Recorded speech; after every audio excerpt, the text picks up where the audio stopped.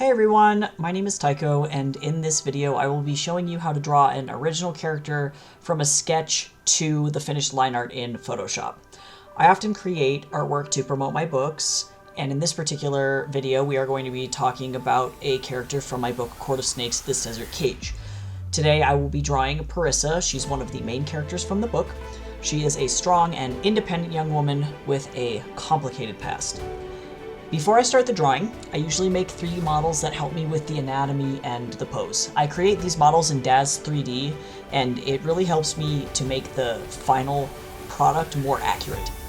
For this drawing, I will be using the Kyle Webster Brush Beauty brush, which is perfect for creating clean and precise lines.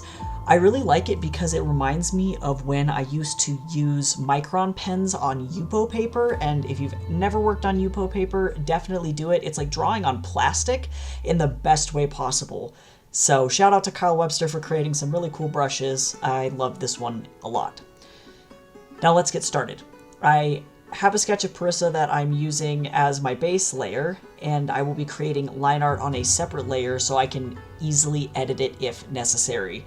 First, I adjust the opacity of the sketch layer so that the line art is a little more visible, and then using my selected brush, I start to trace over the sketch, making sure to create clean and accurate lines. I don't tend to change the size of my brush at all while working, actually. I just kind of keep it the same size. I don't really mess around with the opacity or any of the settings. I feel like Kyle's brushes really speak for themselves, and I use it effectively as is. I definitely use a hard eraser tool to clean up any mistakes or stray lines, and Control-Alt-Z is my best friend. I smash that 1,000 times a day working on art. This line art process is actually probably the quickest part of my art process, as I already have a pretty solid sketch to work from, but it is also important to still be patient and meticulous when working on line work, so that way you have something that is visually appealing to look at. I don't get rid of my line art when I paint my final painting, and I use the line art to accent my piece, so I really have to make sure that the line art looks good as it is. And then once the line art is complete, I will turn off the sketch layer, take a closer look at the final product.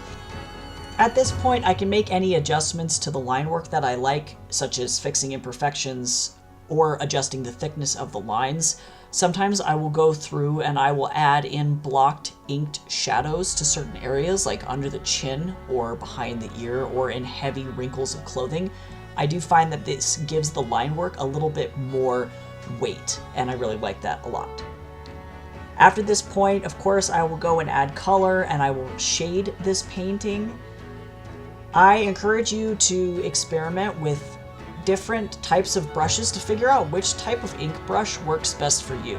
I really do like the brush on Yupo kind of feel, but if you prefer more of like a crisp micron feel or things like that, there are loads of brush options out there for you, regardless of which software that you use. I've noticed that different softwares do have different kind of aesthetic looks to them. Like Procreate looks really, really, really digital, and I personally prefer to pick brushes that mimic the materials that I like working with in a traditional sense. So I like working with gouache. I like working with brushes on Yupo paper or brush pens on Bristol board. So that's how I end up choosing which brushes that I use. It's really just a massive trial and error process, so definitely feel free to do multiple pieces, even little small ones, so that you can experiment with different brushes.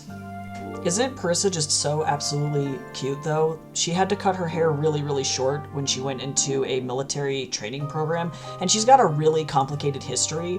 Honestly, her father overthrew the old king of Sageno and is on a manhunt for Terran, who is the other main character of Court of Snakes and is also the crown prince. I did another drawing of him the last couple of videos, so feel free to check out my channel to watch those, or I'll put a link to that in the card up at the top of the video.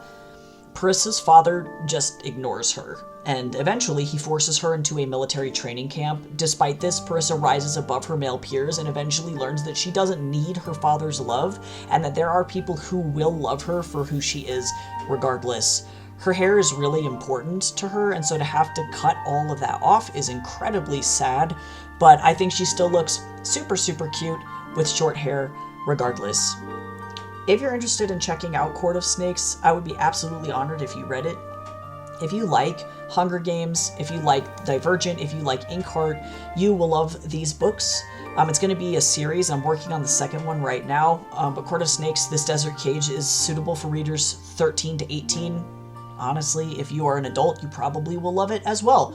The book talks about systemic oppression, racism, oligarchy, and it's, of course, loaded with magic. I love magic. I can't write a book without magic. I like to lay down the flat colors before I totally finish up a drawing and take a break for the day, just so that I know what I'm looking at and I know the direction that I was going in the future. I did base Parisa's look off of some Melanesian people who actually have naturally blonde hair as well as dark skin, and sometimes they have light eyes as well, but it really just depends on the person. I'm really happy with Parisa's color scheme as a whole. The yellow tones, the warm tones of her skin and her hair should go really nicely up against the purplish, bluish background, as those colors are complementary. And there you have it. The beginning of a drawing of Parisa from sketch to line art in Photoshop. If you're interested in learning more about the character or the book she's from, you can find it on Amazon. I'll put the link in the description below. Thanks for watching, and don't forget to like, subscribe, and hit the bell icon for notifications about future videos.